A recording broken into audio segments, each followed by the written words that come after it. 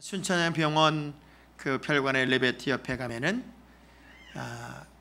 그 병원의 설립자가 써놓은 글이 하나 있어요. 모든 병은 하나님께서 고치십니다. 모든 병은 하나님께서 고치십니다. 우리 의사들은 단지 그분의 뜻에 따라서 최선을 다할 뿐입니다 하는 그런 글귀가 있단 말이에요. 여러분이 사는 모든 삶의 방식도 나는 단지 하나님께서 하시는 일에 대하여 최선을 다할 뿐이지 여러분이 하나님보다 앞서갈 수가 없다고요. 하나님의 뜻보다 우선일 수가 없단 말이죠. 그래서 제가 성령의 사람 시리즈 설교를 쭉 하면서 그렇구나, 내가 아무리 위대하고 능력인 것 같아도 6이 0을 이기면 6의 사람, 0이 6을 이기면 0의 사람이 되는데 우리 하나님의 사람들은 0의 사람이 되어야 되고, 따라서 하나님의 사람은 성령의 사람, 성령의 사람은 능력의 사람, 능력의 사람은, 성령의 사람은 죄와 사망의 법에서 해방된 그야말로 성령 안에서 자유한 사람, 성령의 법을 따라가는 사람, 하나님의 깊은 것이라도 통달할 수 있는 하나님의 깊은 세계를 볼 줄 아는 사람. 그래서 하나님께서 허락하시는 성령의 열매를 주렁주렁 내고 사는 사람, 그게 바로 하나님의 사람이고 성령의 사람이었고 바로 여러분이 되어야 된다 하는 걸 우리는 깨닫게 됐어요.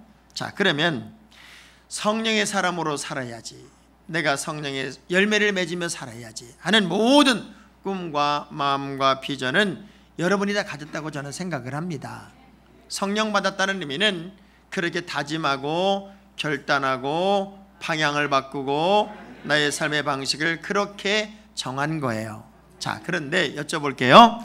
다짐도 하고 결심도 하고 내가 성령의 사람으로 살겠다고 마음도 먹어봤는데 정말 끝까지 그렇게 내가 잘 살 수 있을까? 변하지 않고 정말 성령의 사람으로 잘 살 수 있을까? 언제나 한결같이 더 뜨거워지며 영적인 승자로 살 수 있을까? 그렇게 질문하면 여러분은 이렇게 말할 거예요. 자신 없어요. 자신 없어. 성령 받았다는 것이 어찌 보면 방향의 전환이고 삶의 어떤 유턴이라면, 성령 충만은 그것을 유지하기 위한 하나님이 주신 에너지란 말이에요. 그래서 우리가 성령 충만하지 못하면 아무리 영적으로 살고 싶어도 다시 육에게 치는 일들이 비일비재 일어날 수 있다고 하는 거예요. 왜? 나도 모르게 불붙은 마음이 어느 날 보니까 식어요. 열정이 꺾여요. 그 뜨거웠던 가슴이 냉랭해지기 시작하더란 말이에요. 왜 그런가 봤더니 갈라디아 3장 3절의 말씀 보니까 갈라디아 교회 성도들이 정말 성령으로 시작했었어요. 성령의 충만함도 받았었고 성령의 능력도 체험했었어요. 근데 어느 날 시간이 지나면서 보니까 그게 유지되는 게 끝까지 못 가더라고요. 그래서 바울이 가슴 아프게 이런 얘기를 해요. 시작.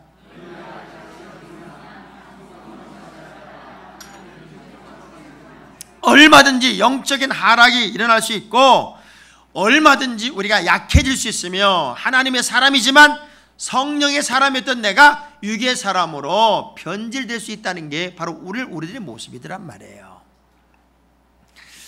근데 스데반이 돌에 맞아 죽었어요. 얼핏 보면 성령의 사람이 이렇게 무기력해 그렇게 말할 수 있을지 몰라요. 근데 우리는 아벨의 죽음이나 스데반의 죽음을 향하여 패배자다, 실패자다라고 말하진 않아요. 아벨이 죽었지만 그의 죽음은 영원히 기념될 만한 이름이 되었고, 스데반이 죽었지만 스데반의 죽음은 영원히 기억되는 이름이 되었어요. 왜 그럴까? 사도행전 6장 10절의 말씀 보니까 사람들은 스데반을 이길 수가 없어요. 돌에 쳐 죽였다고 이긴 게 아니에요. 왜? 그에게는 성령이 충만해요. 시작. 스데반이 그들이 능히 성령의 사람을 당할 수가 없어요. 돌에 맞아 죽어 하나님 나라를 가야 할 때 억울하다, 원통하다, 가슴을 치고 죽은 게 아니에요. 사도행전 7장 55절의 말씀을 보면 스데반의 마지막 죽음의 순간이 어떤 순간? 이런 순간이에요. 시작. 스데반이 하늘을 우러러 주목하여 하나님의 영광과 및 예수께서 하나님 우편에 서신 것을 보고 그는 성령이 충만해서 돌에 맞아 죽으면서도 하나님의 깊은 세계를 보더란 말이에요. 그리고 원망하고 억울해하고 원통해하기는커녕 하나님 보좌 우편에 앉는 것을 더 행복해하더라고요. 성령의 충만은 하늘의 지혜를 가진 것과 같아요. 그래서 하나님의 깊은 세계를 통달하기도 하고 또 영적 기름통에 기름을 가득 채워서 불이 붙는 것과 똑같단 말이에요. 차를 이렇게 쓰다 보면은 기름이 달아요. 그러면 그 기름이 달면 불이 꺼지니까 또 채워야 되고 또 채워야 돼요. 여러분 기분 제일 좋을 때가 언제인 줄 알아요? 운전하고 다니면서 기름 꽉 채웠을 때. 아주 어느 날 누가 그냥 기름을 꽉 채워주면 그렇게 기분 좋고 뿌듯해요. 근데 차를 몰고 가는데 돈도 별로 없는데 기름이 딸랑딸랑 떨어지고 불 들어오면 아주 힘들어요. 똑같아요. 신앙생활도 성령이 충만하면 푸듯하고 감격이 넘치고 뭔가 설레임이 있고 열정이 있고 감사가 있지만 이 영적으로 공허하고 영적으로 비워버리면 우리는 아무것도 아닌 존재라고요. 자, 그러면 어떻게 성령의 충만을 받을까? 여러분이 꼭 알아야 할 것이 있어요. 자, 고린도전서 6장 19절의 말씀을 한번 먼저 보고 이 말씀을 들어갈 거예요.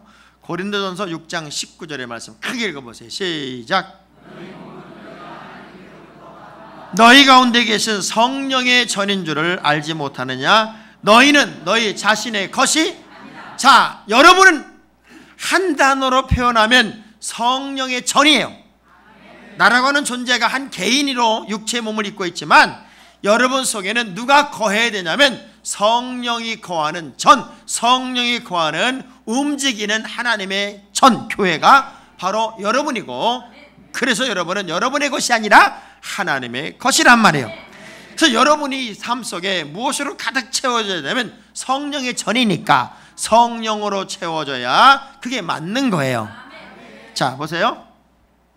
어떤 그릇에 물이 채워지면 물그릇이에요. 돈이 채워지면 돈그릇이에요. 똥이 채워지면 똥그릇이에요. 무엇을 채우느냐가 이름이 되어버리단 말이에요. 똑같은 통에 그게 돈통이 될 수 있고 똥통이 될 수도 있어요. 왜? 무엇이 들어있느냐가 문제니까. 근데 우리를 가르쳐서 하나님께서 성령의 전이라고 그랬어요. 그럼 여러분에게는 성령이 가득 채워져야 되는 게 맞습니다. 그러면 성령 충만을 받으려면 첫째 어떻게 해야 되느냐? 비워져야 돼요. 성령이 들어갈 수 있는 그릇으로 비워져야 된단 말이에요. 지금 나를 가득 채우고 있는 게 뭔가 가만히 생각해 보세요. 여러분의 삶 속에 가득 채워져 있는 게 뭔가요? 욕심, 욕구, 욕망, 미움, 시기, 질투, 다툼, 분노, 혹 이런 것들이 여러분의 삶 속에 조금이라도 들어가 있다면 성령이 그 안에 들어갈 공간은 없어요. 왜? 영과 육은 공존할 수 없어요. 선과 악이 공존할 수 없어요. 죄와 의가 공존할 수 없어요. 그래서 먼저 우리의 모든 것들이 비워져야 돼요. 과거의 습관, 악습, 그리고 버려져야 할 것들이 과감하게 버려져야 된단 말이에요.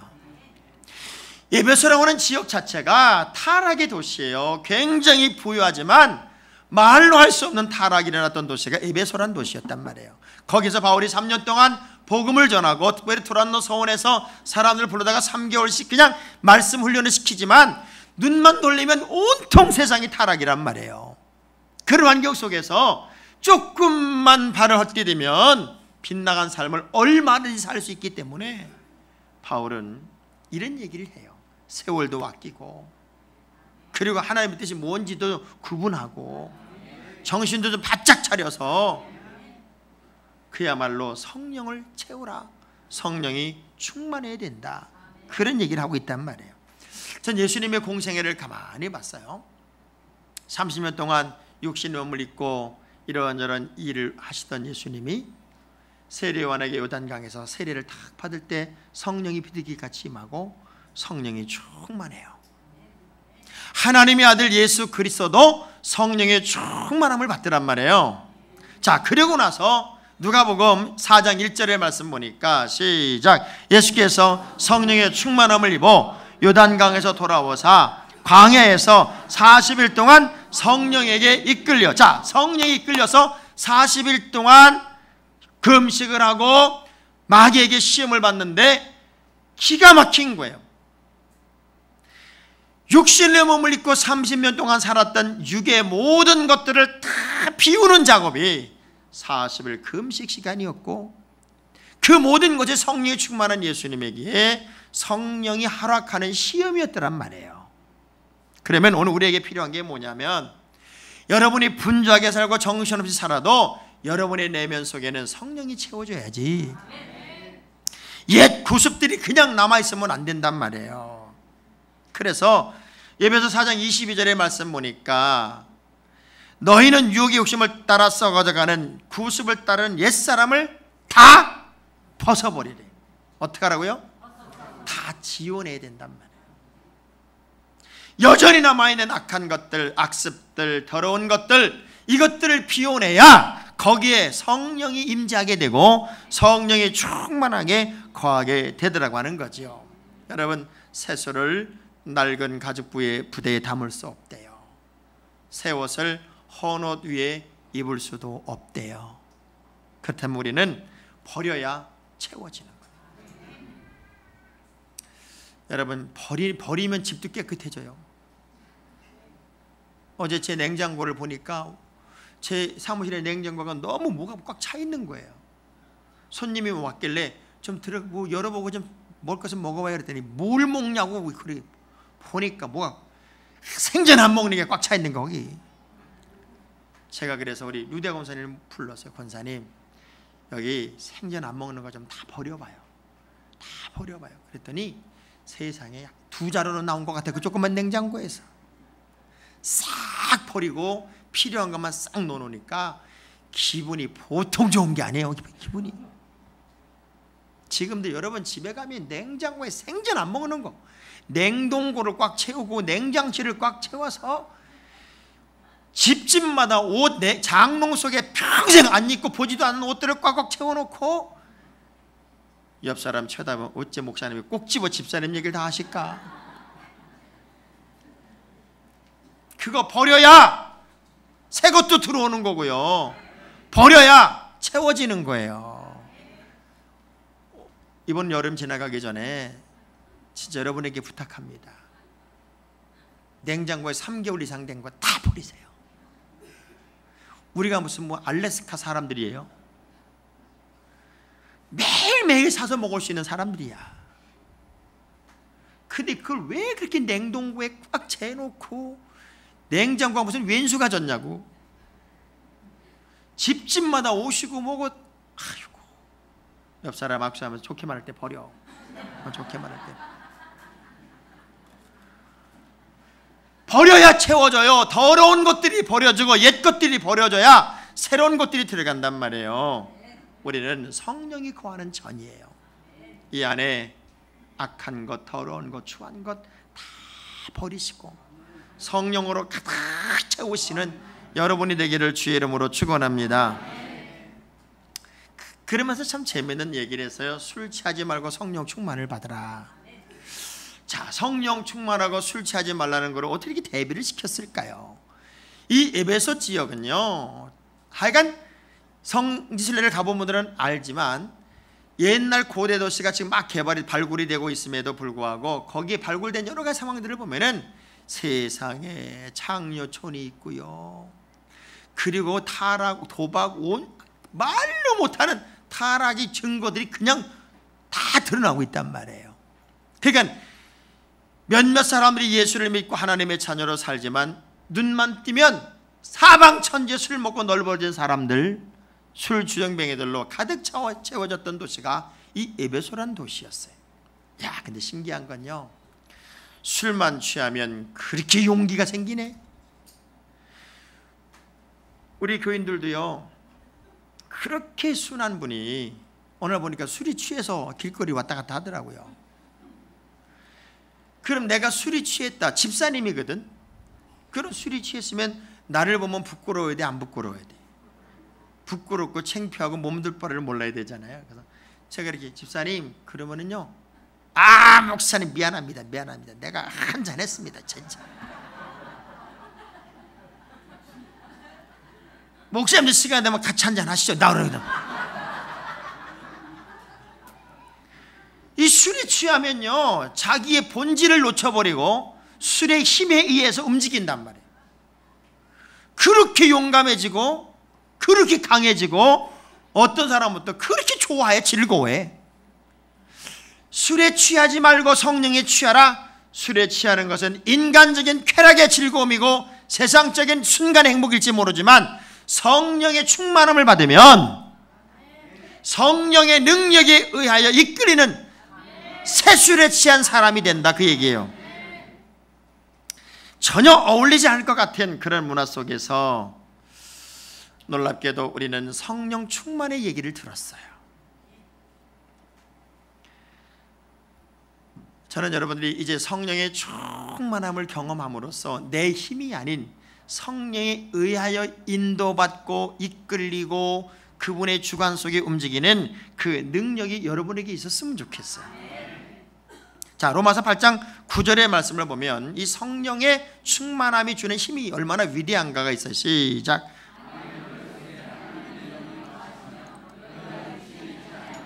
영에 있나니 누구든지 그리스도의 영이 없으면 그리스도의 사람이 아니라. 자, 이 말씀을 좀 음미해 봐요. 자, 다시 띄워봐요. 만일 너희 속에, 자, 여러분 속에 하나님의 영이 거하시면, 자, 성령이 거하시면 너희가 육신에 있지 아니하고 육의 사람이 아니고 영에 있나니, 그러니까 영의 사람이니 성령의 사람이니 누구든지 그리스도의 영이 없으면 그리스도의 사람이 아니니라. 충격적인 얘기잖아요. 성령의 능력이 내 안에 충만하지 않으면, 성령에 의하여 움직이는 사람이 아니면 교인이지 그리스도인이 아니다. 하나님의 사람이 아니다, 그 얘기예요. 여러분, 우리가 착각하면 안 돼요. 교인과 크리스찬을 구분할 수 있어야 돼요. 교인은 교회 다니는 사람, 그리고 성령이 내 안에 내주하여 영적으로 충만한 사람은 성령의 사람, 진짜 하나님의 사람, 그리스도의 사람이다, 그 얘기예요. 그러니까 저는 여러분이 교인이기보다는 그리스도인이 됐으면 좋겠어요. 주님의 사람이 되기를 주의 이름으로 축원합니다. 그러면 성령 충만 받으라, 그 얘기예요. 성령 충만. 술 취한 사람처럼 술의 힘에 의하여 움직이듯 성령의 힘에 의해 움직이는 성령 충만의 사람이 되어야 된다. 그러면 용기도 생기고 능력도 생기고 힘도 있고 에너지도 넘치고 결코 주저앉지 않더라. 그래서 성경 전체를 보니까 위대한 일꾼들은 전부 다 성령의 사람이었어요. 기쁨과 감동이 넘치는 하나님의 일꾼들은 언제나 성령에 의하여 이끌려가는 사람이었고 성령이 충만한 사람이었더란 말이에요. 성막을 완공할 때 하나님께서 모세에게 직접적으로 명령한 일꾼을 불러라 하고 부른 사람이 부사렐과 오홀리압이라는 사람이었어요. 근데 이 부사렐과 오홀리압이라는 사람은요, 성령이 충만해요. 성령이 충만하면 따라오는 말이 있어요. 기쁨이 충만하고 성령이 충만하고 지혜가 충만하고 이렇게 돼 있어요. 그러니까 성령이 충만하다는 얘기는 지혜가 충만하고 기쁨이 충만하다는 것이 앞뒤에 꼭 걸어붙었거든요. 그래서 성령 충만한 사람은 지혜도 충만해요. 자, 그래서 출애굽기 35장 31절의 말씀을 보면 시작. 하나님의 영을 그에게 충만하게 하여 지혜와 총명과 지식으로 여러 가지를 하게 하시되, 하나님의 영을 그에게 어떻게 해요? 충만해. 그러니까 성령이 충만하니까 지혜도 주시고 총명도 주시고 지식도 주셔서 하나님의 여러 가지를 하게 하더라는 거예요. 제가 성령의 사람 시리즈 할 때 처음엔가 그런 얘기를 했어요. 7 집사를 선택할 때 그 7 집사의 역할은 아무것도 없다. 그저 균등하게 사람들에게 구제품을 나눠주는 거다. 먹을 것을 나눠주는 역할만 하는데 7 집사를 선택하는 기준이 뭐냐? 성령과 지혜가 충만한 사람으로 선택하더라. 아주 단순한 일이에요.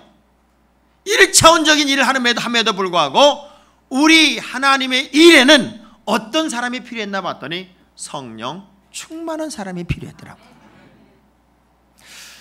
전 여러분이요, 성령 충만해서 하나님이 원하고 기뻐하는 큰 일 감당하는 큰 그릇 되기를 주의 이름으로 축원합니다. 바울이 성령이 충만하니까 주의 일을 멈출 수가 없는 거예요.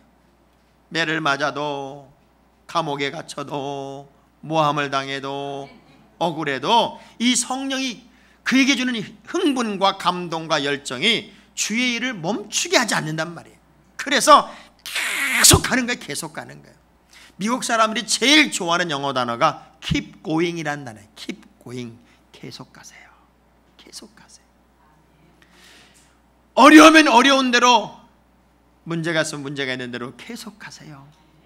홍해는 가르고 여리고는 무너뜨리면서 그럼에도 불구하고 keep going. 계속 가세요. 전 여러분에게 부탁합니다. 내 의지, 내 노력으로 안 되지만 성령의 충만함으로 여러분이 이끌리면 계속 갈 수 있어요. 오늘 성전 건축 기공 예배 시간을 이렇게 잡고 여기저기다 전화하는 사이에 벼랑 안에 태풍이 올라온 거예요. 그죠? 태풍이 벼랑 안에 생겨서 그 태풍 이름이 뭐예요? 네? 참, 여러분은 성경밖에 아는 게 없어요. 진짜. 태풍 이름이 뭐 이번에? 네? 하여간 이름이 있어요. 근데 이 태풍은 왜 이렇게 느려 터져? 보통 태풍이 휙 지나가는 거거든요. 근데 이거는 아주 충청도야. 충청도로 올라오고 있어. 계속 조금. 그러니까 뭐 반경도 크고 난리가 났어요. 뭐 교회 기공 예배 어떻게 드리냐? 태풍 온다는데, 비 온다는데. 제가 그랬어요. 그래서 얼마나 감사하냐. 우리가 기공 예배 드릴 때 시간 보니까 딱 그 시간인데 비바람 치면 그 기가 막힌 추억이다. 언젠가 우리가 예배당 다 짓고 과거를 이야기할 때, 우리 그때 예배당 기공 예배할 때 엄청 비 오고 엄청 바람 불어서 다 그냥 온몸 젖어가면서 비바람 맞아가면서 기공 예배 드리는데 참 그때 은혜스러웠어. 이건 추억이야. 근데 그놈의 태풍이 오다가 느려 터져가지고 비가 안 와. 하나님이 또 막았어. 그럼 이것도 위대한 간증이야. 추억을 주시든 간증을 주시든 하나님이 우리에게 뭔가 주실 텐데, 그걸 뭘 또 장학일 목사가 전화 와서 다음 주에 하라는 게 자기 올 수 있다고. 걔네 그랬어요. 그럼 다음 주 또 비 오면 어떡하려고. 하나님의 성전이 지어질 때는 태풍이 와도 지어야 되는 거고 폭풍이 와도 지어야 되는 거, 전천으로 가는 거지. 이것저것 이유 달고 핑계대서 못 가면 어떡하냐. 그러니 우리 무조건 한다. 그 제가 우리 부목사님한테 그랬어요. 혹 비가 올지 모르니 우비 300개 준비해라. 그리고 바닥을 다 깔아서 비가 와도 꿈쩍 안 하게 해라. 태풍이 불면 천막 기둥 붙잡고 예배 드리자. 저는 그런 걸 보면서 느끼는 거예요. 하나님께서 하시는 일에 대하여 우리가 너무 인간적으로 계산하고 평가하고 머리 굴리고 이래가지고는 역사가 안 나타나요. 잔머리 굴려가지고 역사가 나타난 적은 없습니다. 성령 충만한 사람은 어떤 일꾼이 되느냐? 큰 일꾼이 됩니다. 전 여러분이 큰 일꾼이 되시기를 주의 이름으로 축원합니다. 그래서 로마서 15장 16절의 말씀을 한번 보시면, 이 은혜는 곧 나로 이방인을 위하여 그리스도 예수의 일꾼이 되어 하나님의 복음의 제사장 직분을 하게 하사 이방인을 시작 제물로 드리는 것이 성령 안에서 거룩하게 되어 받으실 만하게 하려 하심이라. 자, 이 얘기가 뭐예요? 바울이 나는 하나님의 은혜로 말미암아 하나님께 허락한 제사장이 됐다. 그리고 이방인들을 구원해내는 사명을 가지고 그들을 제물로 하나님께 다 드릴 수 있는 그 사명을 하나님이 나에게 주었다. 근데 나는 절대 내 힘으로 하는 게 아니라 성령이 충만하여 성령의 힘으로 이 일을 감당하고 있다. 이런 얘기를 해요. 영적인 에너지가 여러분에게 넘치면 절대로 뒤돌아보지 않습니다. 영적인 에너지가 넘치면 우리는 강해집니다.